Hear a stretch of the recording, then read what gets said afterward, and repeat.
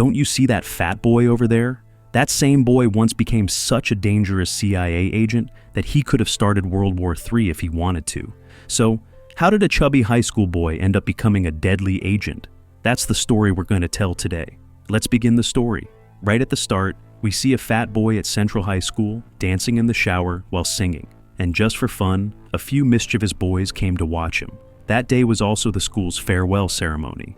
And at the same time, those pranksters dragged that fat boy named Robbie out of the shower. Anyway, at the farewell event, the school principal came to award the school's best student. He announced that the only deserving student for today's award was Calvin, who everyone called the Golden Jet. Calvin had not only excelled in academics, but had also been amazing in sports over the past 4 years. He was the best student and the top player in school. So, today, doing his iconic flip, Calvin began to give a speech. He told everyone, "Today is our last day in school. This might be the last time I speak in front of you all. So, today I want to speak from my heart to someone very special to me." Saying this, Calvin proposed to the most beautiful girl in school, Maggie.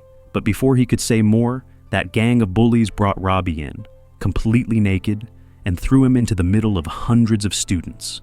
Seeing naked Robbie, everyone burst out laughing, and poor Robbie, overwhelmed with embarrassment, tried to run away. No one stepped up to help him, except Calvin, who took off his jacket and gave it to Robbie. 20 years passed by. In the present day, Calvin works as an accountant at a multinational company. Despite being very skilled at his job, he wasn't progressing in his career. Even though he did everything right, a newer colleague got promoted over him. Feeling down, Calvin was sitting at a restaurant with his wife, Maggie. Yes, the same Maggie he proposed to back in high school. Now, she's his wife. While chatting, Calvin found out from Maggie that their high school would be holding a reunion soon. Maggie was very excited to go, but Calvin wasn't interested at all. He felt he hadn't achieved anything great in life. Back in school, he was famous and brilliant, someone who should have done big things. But now, he's just an accountant, something he was even ashamed to tell people about. So, he told Maggie, "You can go if you want, but I'm never going to that reunion." The next day at work, Calvin was scrolling through Facebook and saw he'd been invited to a group for the school reunion. But since he wasn't planning to go, he declined the request. Just then, he received a friend request from someone named Bob Stone.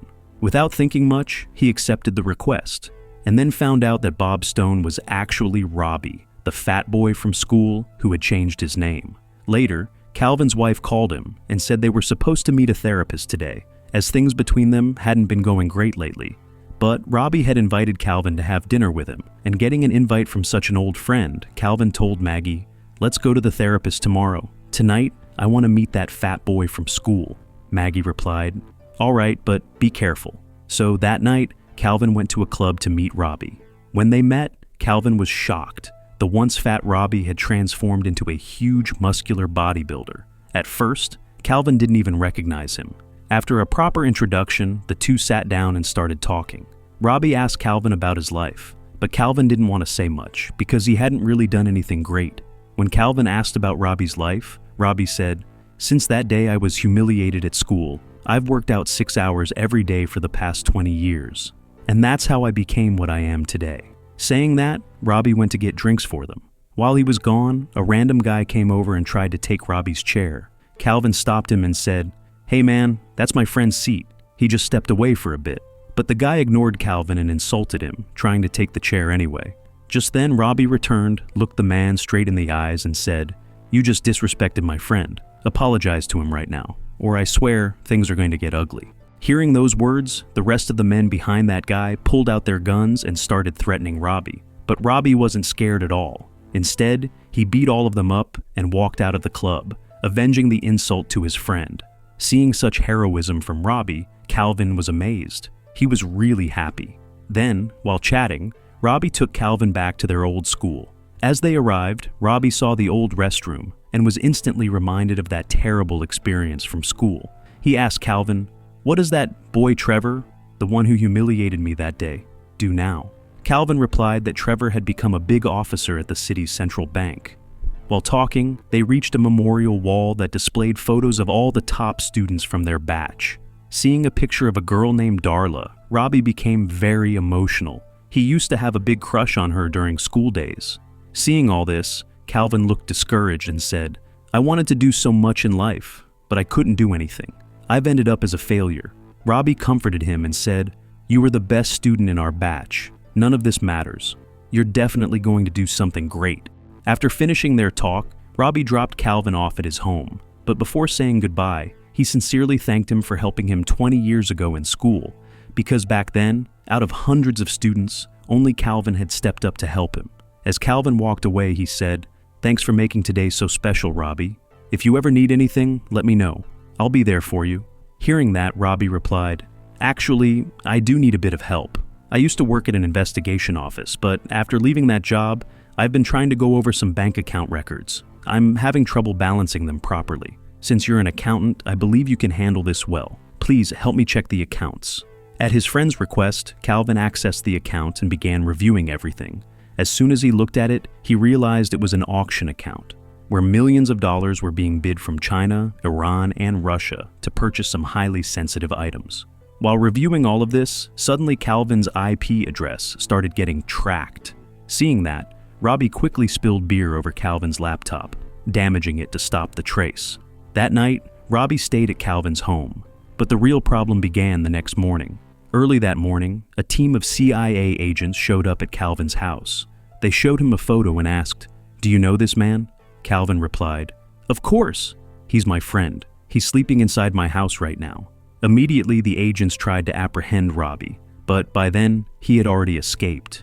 Calvin, shocked, started asking the agents what was going on. One of the agents, Harry, told him, "Your friend Robbie is a former CIA agent who is now betraying the country. He's trying to sell critical national secrets to foreign powers. If he succeeds," the agent continued, "it could cause a massive collapse in global politics, and possibly even start World War III. Hearing this, Calvin felt like the sky had fallen on his head. And since he had ties to Robbie, Agent Harry took Calvin back to the agency office to figure out how his contact with Robbie had started. As expected, at the agency office, when the agents were about to check Calvin's computer, Calvin's wife called him. It was the day of their therapy appointment, but Calvin declined the call and was about to unlock his computer when Robbie called. He said, "Buddy, I'm in deep trouble. I really need your help. I'm at the staircase on the second floor of your office. Please come meet me." Naturally, upon hearing this, the CIA agents rushed toward the stairs. But in reality, Robbie was hiding inside Calvin's office room. Then, Robbie used Calvin's phone to book an Uber, and after that, he pulled off Calvin's tie and lit it on fire. Calvin kept begging, "Look, man, please don't drag me into all this. I can't help you anymore." But Robbie wouldn't listen. He wanted to keep Calvin with him. So to save himself, Calvin ran and started shouting to the nearby agents for help. Seeing that, Robbie held Calvin hostage and tried to escape. This led to a shootout and full-on chaos with the CIA agents. The more Calvin tried to stay out of everything, the deeper he got trapped in the mess. And now, even the CIA agents started thinking that Calvin might be part of Robbie's team. So, when the agents had Robbie completely surrounded, the fire on Calvin's tie triggered the office's sprinkler system. Taking advantage of the chaos, Robbie grabbed Calvin and jumped out of the building, crashing through the glass. Luckily, they landed safely because there was a giant inflatable balloon figure below. Calvin was terrified and wanted to run away, but Robbie hijacked the car from the Uber driver he had booked earlier. Just then, the agents reached the ground and opened fire, forcing Calvin to flee with Robbie. Calvin asked again, "What the hell is going on?" Robbie explained, "We have an enemy. His codename is Black Badger. He's stolen the codes to all of the US spy satellites. Now he's planning to auction those coordinates off to enemy nations. If that happens, the control of our satellites will fall into enemy hands. That could lead to devastating terrorist attacks or cyber warfare at any moment. I've been working undercover to catch Black Badger and the man he's selling the codes to. Through that man, I got access to the bank accounts of the bidders involved in the auction. So even if someone buys the codes from Black Badger, I can track them through their bank info and catch them." After saying this, they stopped to rest in a warehouse. There, Calvin asked, "Okay, I get all that. But if you're doing the right thing, why are the CIA agents chasing you?" Robbie replied, "Look, my partner Phil and I once reached Black Badger's fortress to arrest him, but he had already set a trap for us. A bomb exploded, and Phil was killed. Now Agent Harris thinks I murdered Phil and stole the satellite codes myself. That's why he believes I'm a traitor and is trying to capture me."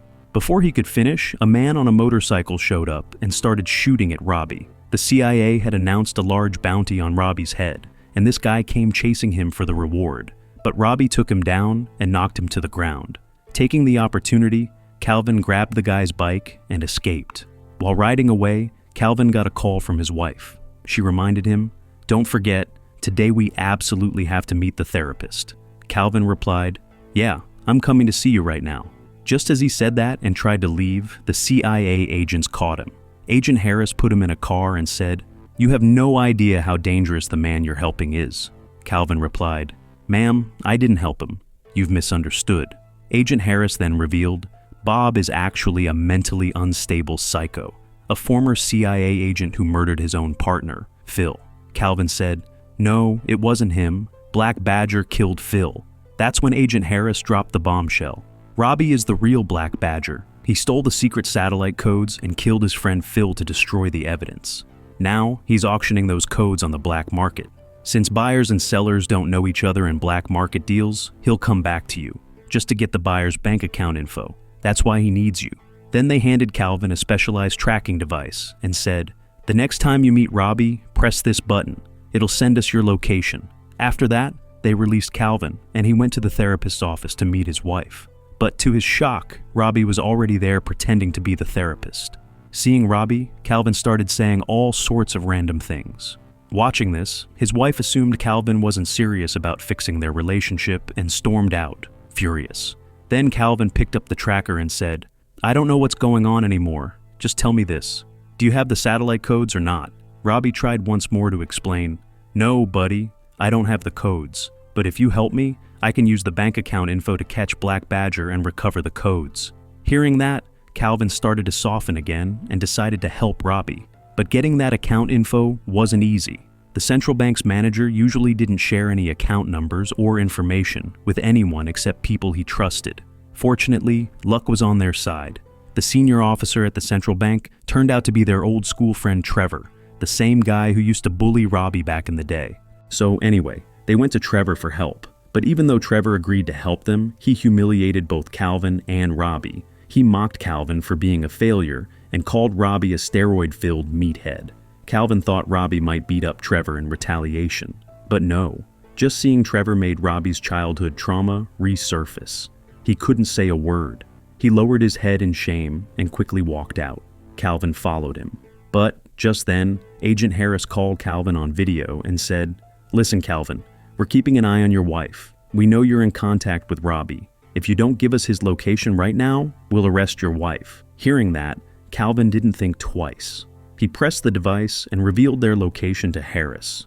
Within moments, Harris and his team arrived and arrested both of them.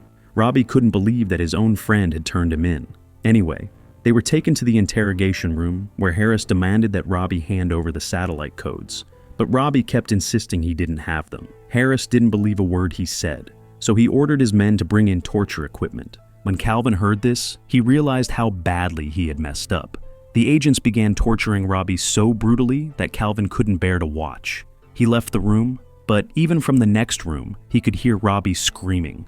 Calvin couldn't sit quietly anymore. He quickly and cleverly fought off the agents, stormed into the interrogation room, and rescued Robbie. But while they were trying to escape, the rest of the agents inside the building attacked them. Robbie, using his incredible skills and experience, took down all the agents and somehow managed to get them both out. By that time, Agent Harris and his full team were chasing after them. Luckily, they found a bulletproof car, used it to blow up another vehicle behind them, and escaped, making sure Harris couldn't follow. While driving, Calvin asked Robbie, "How are you going to track the buyer's location just using a transaction number?" Robbie explained, "It's not just a transaction number, it's actually a set of latitude and longitude coordinates. Using those, I can pinpoint the location." Following the plan, they decoded the numbers and found the location, an underground parking garage in Boston. To get there, they needed to fly, so they went to a local private airbase. There, Calvin distracted the security guard by chatting him up, while Robbie stole a small private plane and brought it outside. Naturally, they flew to Boston and reached the underground parking lot, the exact location where they planned to catch Black Badger. But Robbie didn't want to take Calvin with him into such a dangerous situation. There could be a shootout at any moment, and his life would be at risk. so he told Calvin to wait outside while he went in alone to catch Black Badger and the buyer. Inside the underground lot, Robbie first encountered a Russian buyer. Meanwhile, outside, Calvin suddenly saw Agent Harris arriving. Calvin thought Agent Harris might actually be Black Badger in disguise, so he tried to call Robbie to warn him, but Robbie's phone was off. With no other choice, Calvin rushed into the underground garage to tell Robbie himself. But just then, Robbie shot Calvin and said to the buyer, "Don't worry, he was my partner, and I don't share money with anyone."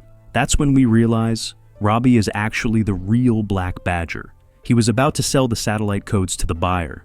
But then, shocking everyone, Robbie's friend Phil suddenly appeared alive. He said to the buyer, "Don't be fooled.